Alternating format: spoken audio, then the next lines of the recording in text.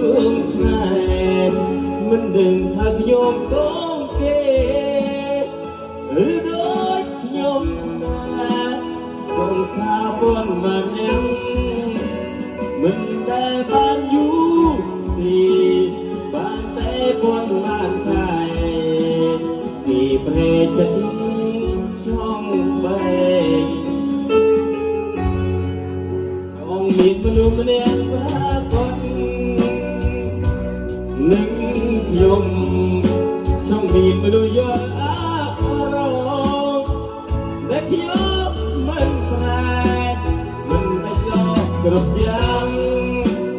សុខតែចែកស្មោះស្នេហ៍ព្រមពេកនឹងមានទីជួយប្រាប់ខ្ញុំផងណាសងសាមួយខែពីរខែខ្ញុំជួបเธอអ្នកមកហើយពីណាវារៀបចំជួបនោះខ្ញុំប្រាថ្នាខ្ញុំហត់នឹងការបែកគ្នាហត់នឹងយំរស់ស្នេហាម្ដងក្រមិនចង់បានម្ដងនេះលែងតែយកតាមចិត្តម្ដងនេះលែងអត់ជីវិតជុកមនុស្ស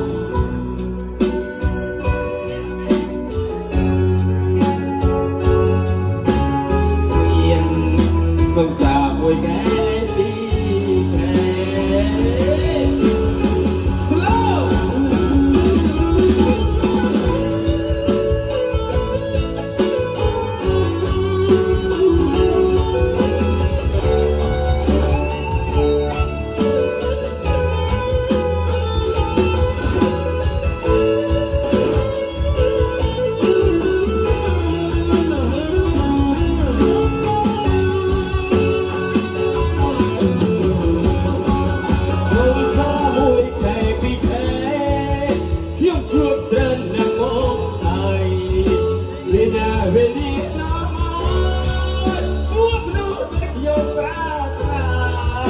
ខ្ញុំហត់នឹងការបែ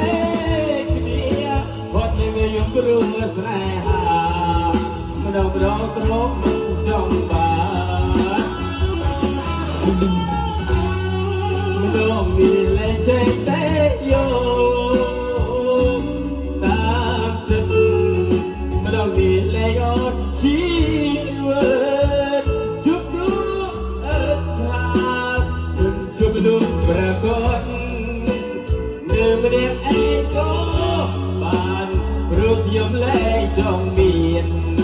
សង្សារមួយខែពីរខែ